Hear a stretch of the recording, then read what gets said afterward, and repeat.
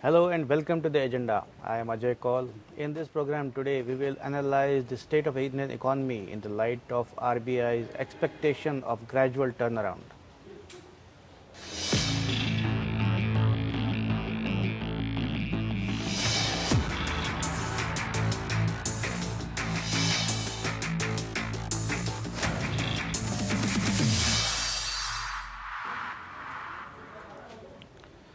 The Reserve Bank of India today projected a hopeful picture regarding the country's economy, which has been hit badly.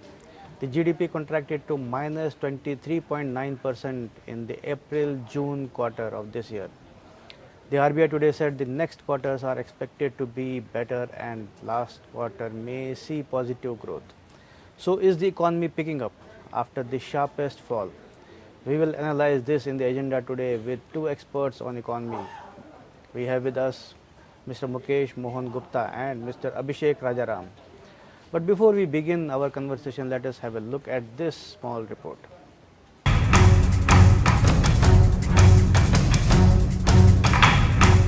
India's GDP contracted to minus 23.3% in the April-June quarter of 2020. But the future quarters are expected to be better, according to the RBI. The central bank today said the GDP may enter positive zone by the fourth quarter, meaning the January-March 2021 quarter. RBI Governor Shaktikant Das said there was modest recovery in the economy in the first half of the current financial year, and it is expected to strengthen in the second half of the financial year.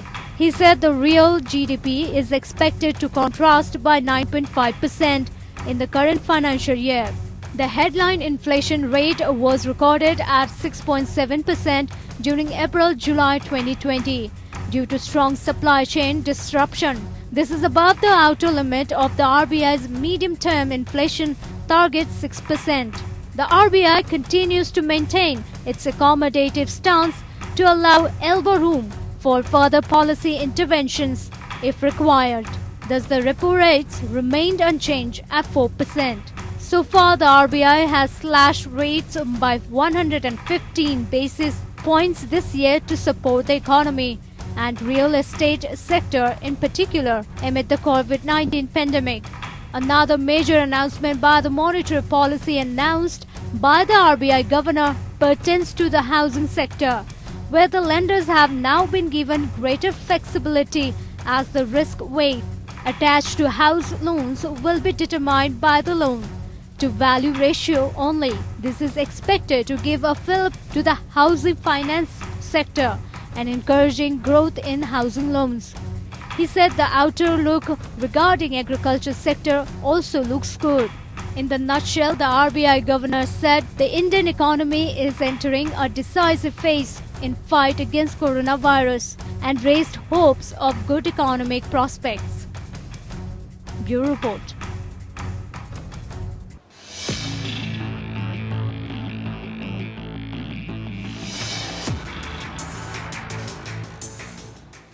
Now let's welcome our guests Mr. Gupta and Mr. Rajaram. Welcome to the program. My first question is to Mr. Gupta, Mukesh Mohan Gupta. I will draw your attention to the RBI press conference today, my monetary policy which was announced by the RBI governor. So he is actually basically presenting a hopeful picture, saying that there is a silver lining in the economy. How do you see that? No, definitely, sir. I don't see any doubt that the future is bright, in fact. And the data which are coming are also indicator of the same thing. You see, I was just going through the data of the automobile sector. Whether you see the four-wheelers or you see the two-wheelers, everything is, already they are already at par with year-on-year last year's data. And now they have a lot of expectation to grow it to the next level, in fact. So the reasons are many, in fact.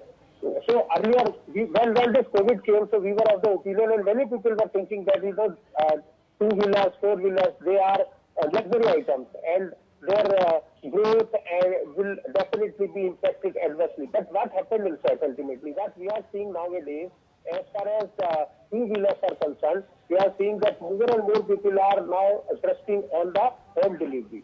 So many people are getting chopped for the home delivery, and they require this two-wheeler for this home delivery.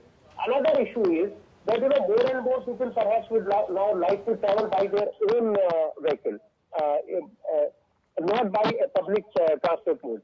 So perhaps they are also trying to buy the automobile. When the automobile sector is growing, we can assume that most of the sectors will grow because there will be a lot of ancillary units for the automobile companies.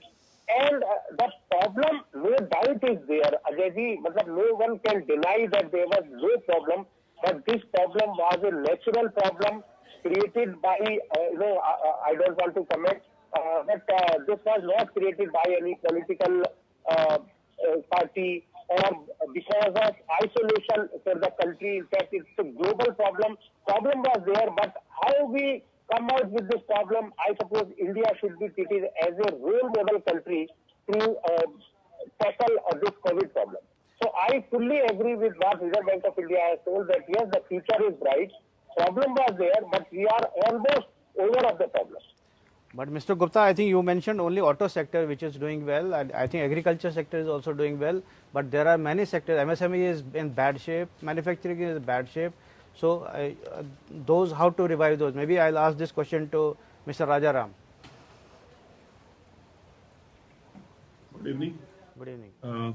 Mr. Mukesh Mohan Gupta has always been known as a pioneer or a leader while discussing MSME. Who doesn't know his name? But while we were discussing for MSME, MSMEs are in deep trouble and the government has not helped them, which was required.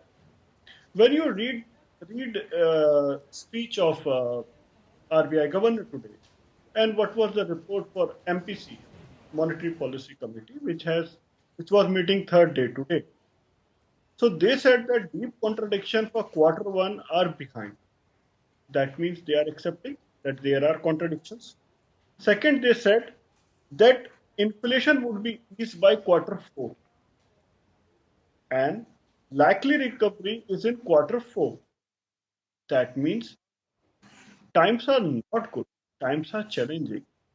When we see, even for the automobile sector was in deep trouble last year also. And there was so much discussion about a stimulus package to them or a relief package to them, which was never provided by the government.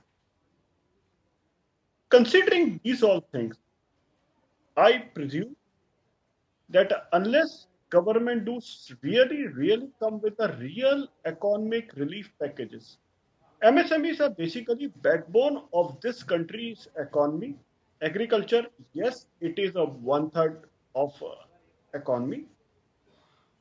But what the government has said to them for MSME, that you go and buy a loan, when all of the world are providing relief packages, interest waivers, loan waivers, capital subsidies, what this government gave to MSME, they gave a loan package in the name of a relief package. Why? Why can't they waive off the interest portion? Why can't they waive capital subsidy on it? Why can't they provide? For example, some days ago, our Prime Minister has said that we should be vocal for local. We should buy Indian toy. By merely saying we should buy Indian toy, will it help? Has the government come with any sort of manufacturing policy for toys manufacturer of India?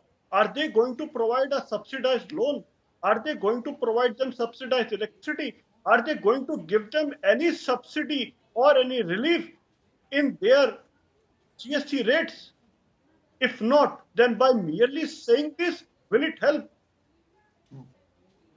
Okay, let me. पैसे का काम पैसे से चलता है, बोलने से नहीं चलता. It has to come really. There should be some good numbers which would be provided by the government. And my learned panelist, honorable panelist, he is known for speaking on behalf of MSME on every forum. Who doesn't know his name? And he should have been forefront runner in asking government that please provide exact numbers. Please provide relief packages. This 3 lakh crore loan package is a shame. You have 5.5 lakh crore packages, pending demand for MSME. Release that payment rather than giving me loan. Okay, I think Mr. Over to Gupta you, will sir. answer that. Earlier, he did not mention about MSME, so maybe now we'll talk about that. No, Rajaramji's concerns are no doubt very important. But sir, I would just like to mention that I have no doubt there are problems. But every time we cannot see towards the government. See, just imagine bank, what are banks? I had been on the board of a public sector bank. Banks are financial institutions. What they do? They take money from the depositor and they lend it to the borrower. In between, get some little margin. interest, between the interest under interest rate. Suppose tomorrow bank say to the depositor that okay, we will not pay you interest for 6 months. Will we agree to this thing?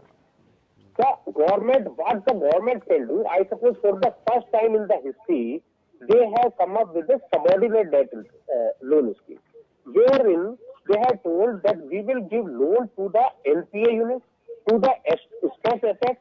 Earlier, what was the situation? Banks manager were not able to touch any NPA account or any stress account. I suppose these accounts were worse than any coronavirus for them. Now they have come up. Another very important issue you touched, sir, about the delayed payment to MSMEs. I suppose government is doing lot of action. Ministry of MSME in high action as regards the payment to these MSMEs from the CTSCs. Perhaps you will be aware that recently the minister and the secretary, Ministry of MSME, have written letters even to the large corporates. They have written to letter to CPSCs, all state governments, and in addition, they have written to the large corporates also. See, Bhaiya, you also pay to these MSMEs. Another very important development which has been taken by the Ministry of MSME or the government is change in the definition of MSME. I suppose as on today, more than 97% enterprises are covered under MSME. So, yes, I agree that the government has not given any subsidy. Government has not waived of the interest. Perhaps they are in the process of waiver of compound interest for some small loan. But we should understand the problem of the government also. And the problem which was there in the economy, not that because of the COVID only, there was problem, as you rightly told, the problem was going on before the COVID also. But now, leaving certain sectors, maybe like hotels, hospitality, these type of sectors are in trouble and will remain trouble for some time. But there are many sectors which have been benefited, which have taken the benefit of this COVID in fact. So this is, I'll say that this has become an opportunity for them. You see the IT industries, what they are doing. So I was discussing with a lot of IT industries, and a lot of IT industries are enter MSME sector. They have vacated their offices.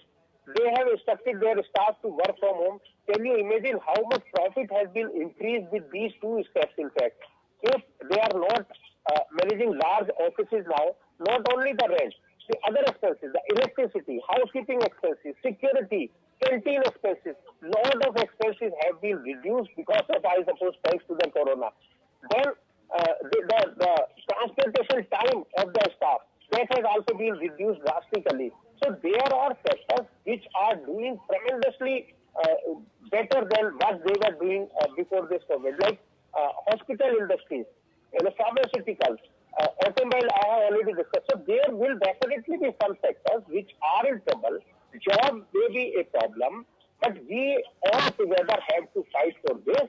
We cannot say that government will give us interest subsidy or government will waive of the loan. We have seen whenever the government waive, be it agriculture loan waiver, what has happened in fact to the economy. So perhaps we should not demand or we should not expect waiver of the loan at this time.